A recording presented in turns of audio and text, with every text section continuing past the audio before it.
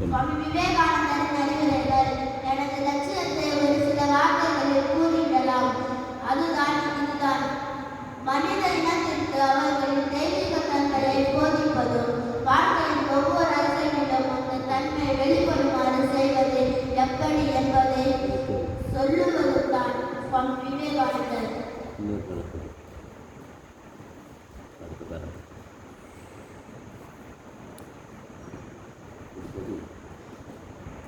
ஒவ்வொரு ஆன்மாவும் உள்ளடக்கிய தெய்வீகம் கிடைத்தது.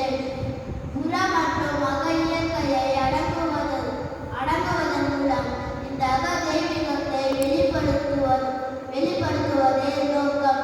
செயல் அல்லது வழிபாடு அல்லது பிராணனை கட்டுப்படுத்தல் அல்லது தத்துவ ஆராய்ச்சி இவற்றுள் ஒன்றாலோ பலவற்றாலோ எவற்றாலுமோ இதனை